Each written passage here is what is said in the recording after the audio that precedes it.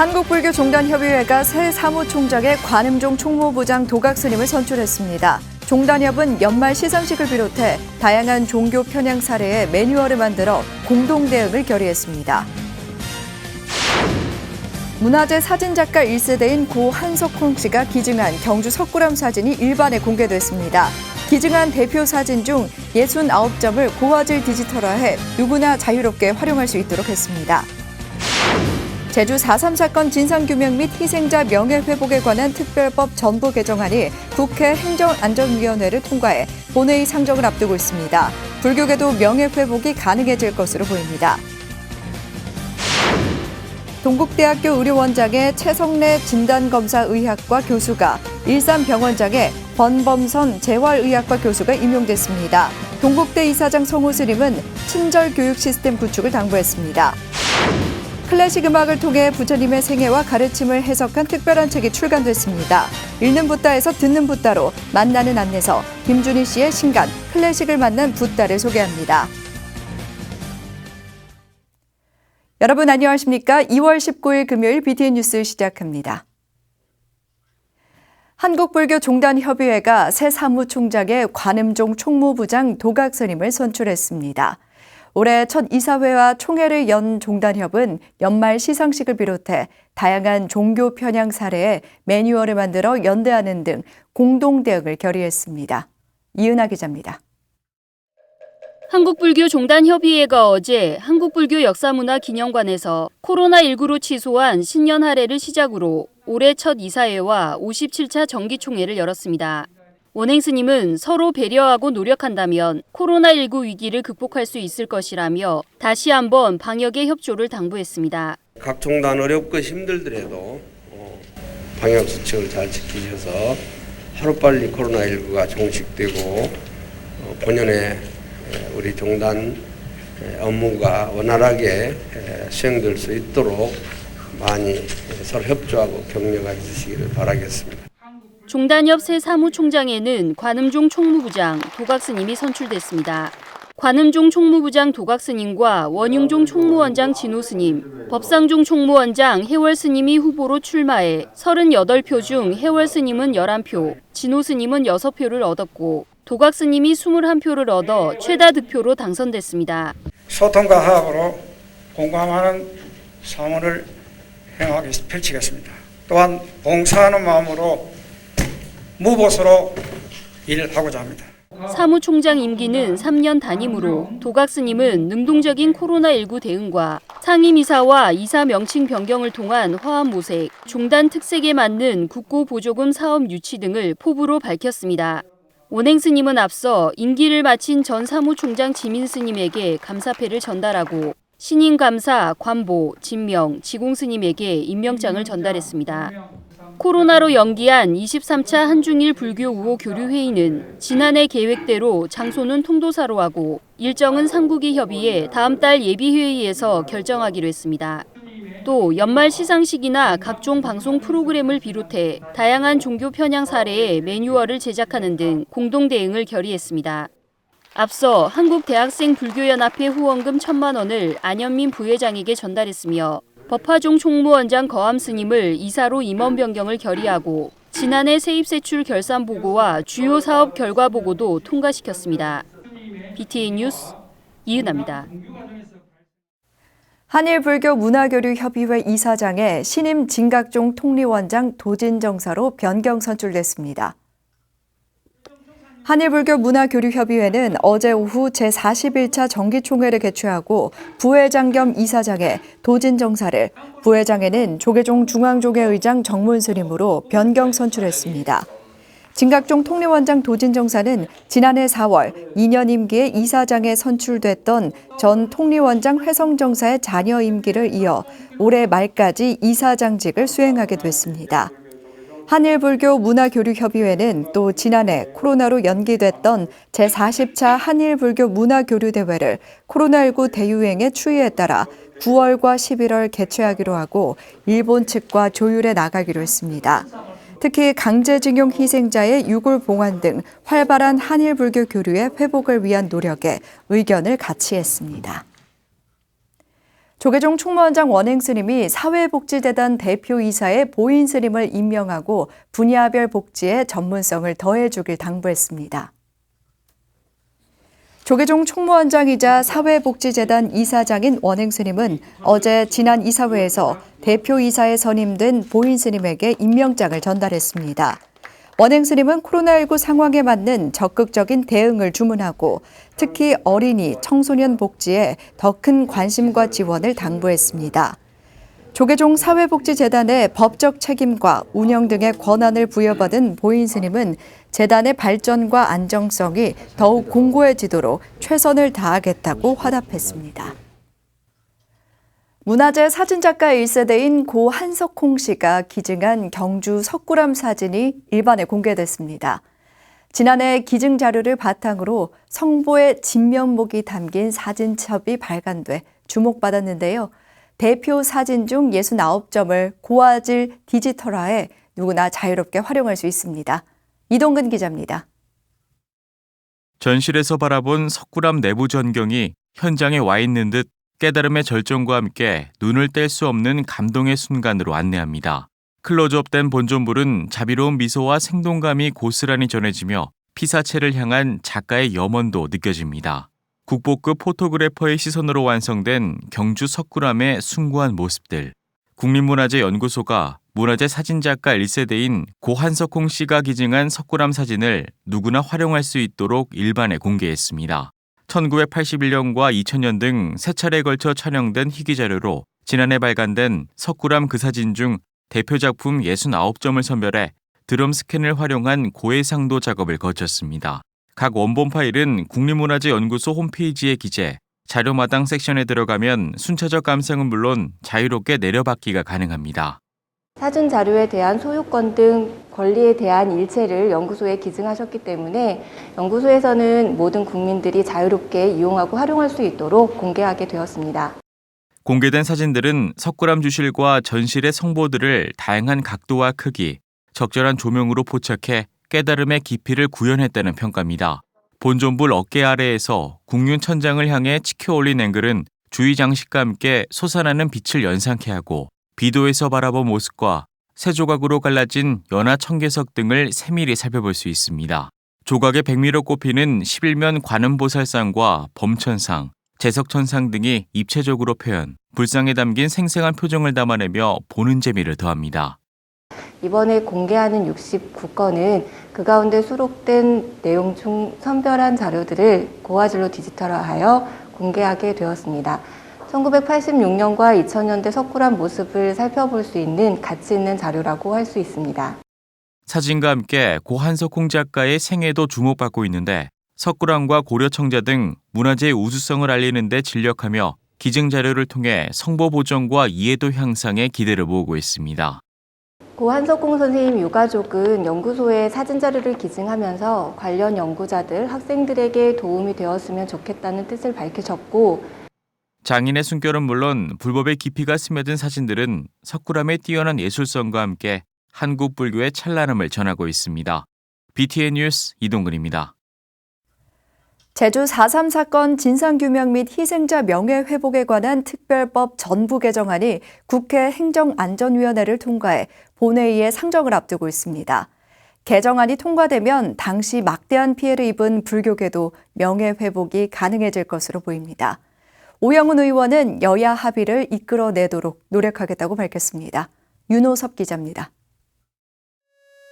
제주 4.3의 완전한 해결을 위해 희생자 보상 규정과 불법적 군사명령의 무효화 조치 등을 담은 제주 4.3 특별법 전부 개정안이 어제 국회 행정안전위원회를 통과했습니다.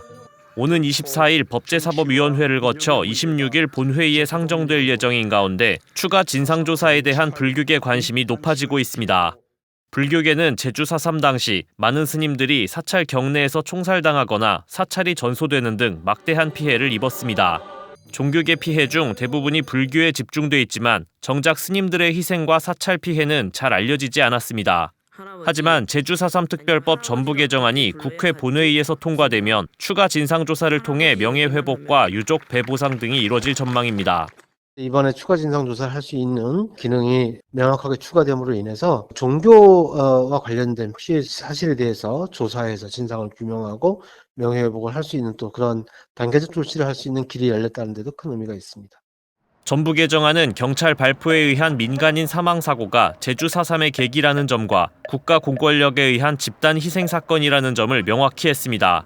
또한 당시 군사재판 수형인들에 대한 일괄 직권 재심과 일반 재판 수형인 특별 재심이 개시돼 수형인의 명예회복도 가능해집니다. 추가 진상조사는 제주 4.3 평화재단이 진행하며 1만 4천여 명에 달하는 희생자에 대한 보상은 연구 용역을 거쳐 기준과 절차를 정하기로 했습니다. 진정한 과거사 문제 해결, 화해와 상생으로 가기 위해서는 저는 반드시 필요한 길이라고 생각을 합니다. 본회의 의결 과정까지도 여야 합의로 될 수 있도록 야당 의원들과 계속 이 문제에 대해서 협력하는 모습 유지해 나갈 생각입니다. 불교계는 제주 4.3 특별법 전부 개정안이 국회 본회의에서 가결돼 제대로 된 희생자 추모가 이뤄지길 기대하고 있습니다. BTN 뉴스 윤호섭입니다. 국민의힘이 불교계 현안 해결을 위해 정당 차원의 불교위원회를 조직했습니다. 국민의힘은 어제 여의도 중앙당사에서 제1기 중앙위원회 불교 분과 발대식을 개최했습니다. 분과위원장은 김상훈 봉은사 신도회장이 맡았으며 위원으로 28명의 부위원장과 윤동희 간사 등 총 81명이 이름을 올렸습니다. 김성태 중앙위원회 의장은 발대식에서 임명장을 전달하며 각 위원들이 국가와 불교 발전을 위해 힘써줄 것을 당부했습니다. 국민의힘 불교분과는 오는 4월 서울과 부산시장 보궐선거를 비롯해 향후 대선까지 불교계와 소통하며 활동할 계획입니다. 동국대학교 신임의료원장의 최성래 진단검사의학과 교수가 일산병원장의 권범선 재활의학과 교수가 임용됐습니다. 동국대 이사장 성우 스님은 친절교육 시스템 구축을 당부했습니다. 정준호 기자입니다. 동국대학교가 어제 바이오 캠퍼스 상영 바이오관 8층에서 신임 의료원장을 비롯해 일산병원장, 의료원 기획처 경영관리실장에 대한 임용장 수여식을 진행했습니다. 신임 의료원장의 최성래 진단검사의학과 교수가, 일산병원장의 권범선 재활의학과 교수가 각각 임용됐습니다. 의료원 기획처 신임 경영관리실장에는 동대 분당 한방병원 사무국장 등을 역임한 김민호 일산병원 행정처장이 임용됐습니다. 동국대학교는 이번 인사를 위해 외부 인사를 영입해 인사위원 5명이 공정하게 평가했다고 밝혔습니다. 학교법인 동국대 이사장 성우 스님은 코로나19로 어려운 시기에 확진자가 발생하는 일 없이 병원을 잘 이끌어준 조성민 의료원장 이하 직원들을 격려했습니다. 너무나도 수고 많으셨고 특히 어려운 시기에 저희들보다도 마음고생이 심했다. 그래서 좀 쉬게 하고 새로운 사람 임명을 해서 또 이 두 분들이 노하우를 전수를 해서 발전되지 않을까 이렇게 생각합니다. 성우 스님은 또 이번 인사 이동으로 인사 적체도 해소되기를 기대했습니다. 이와 더불어 최성래 신임 의료원장에게 친절에 대한 교육 시스템도 구축해달라고 주문했습니다. 병원을 찾는 모든 환자들이 과분할 정도의 친절함을 받게 된다면 일하는 직원들도 친절로 보답받는다는 겁니다. 그래서 여러분들께서도 환자들이 오시면은 정말로 지고하를 막론하고 정말로 존경스럽게 그렇게 인사를 할 수 있는 그러한 교육 시스템을 앞으로 새 의료원장님께서 세워주실 것으로 믿고 의료원장과 병원장의 임기는 모두 2년으로 최성래 신임 의료원장의 임기는 다음 달 28일부터 권범선 일산병원장의 임기는 다음 달 5일부터 시작됩니다. BTN 뉴스 정준호입니다.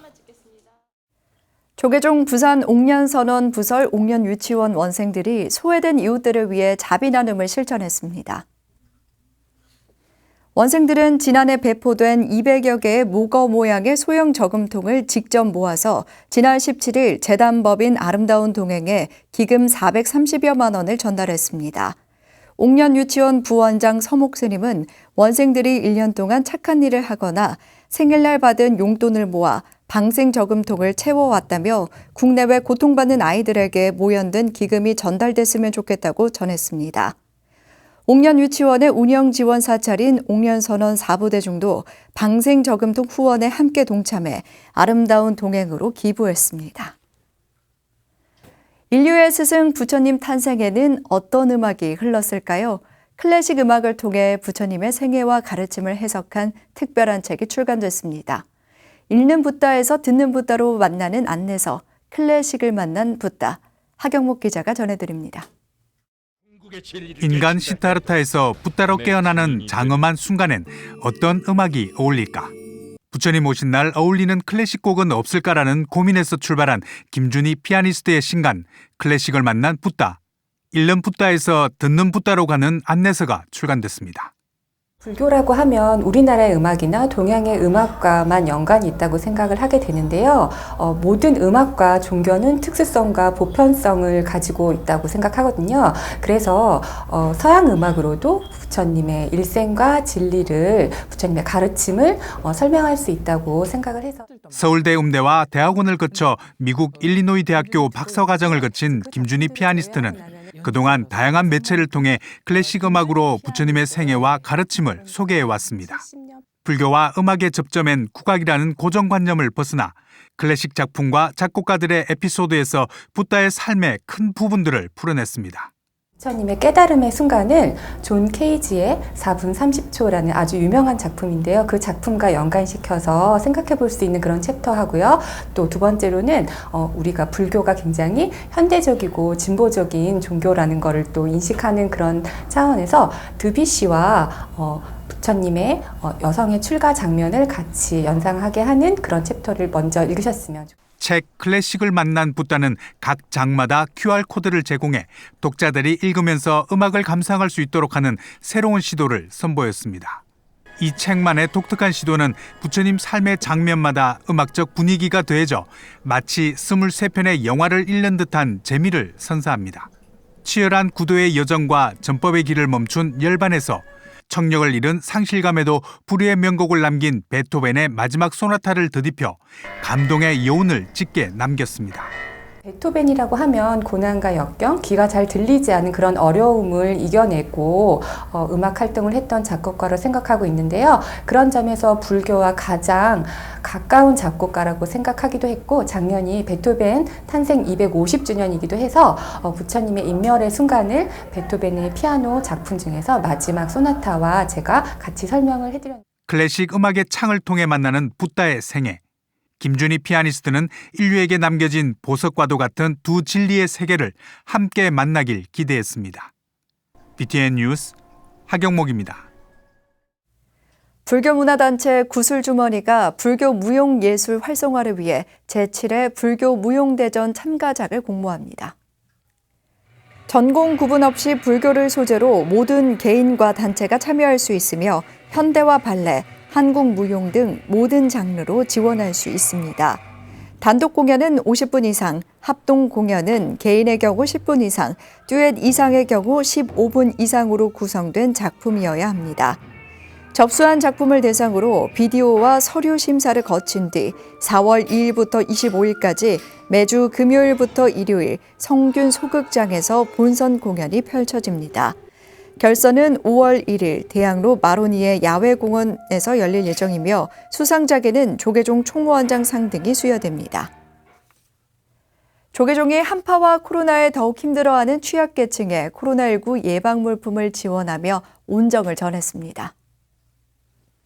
천태종 나누며 하나 되기는 지난 17일 서울시 한부모 가족지원센터와 한국외국인 노동자 지원센터, 8개 탈북 청소년 학교 등에 마스크 7만 장을 비롯해 손소독제와 물티슈 등 코로나 예방물품을 전달했습니다.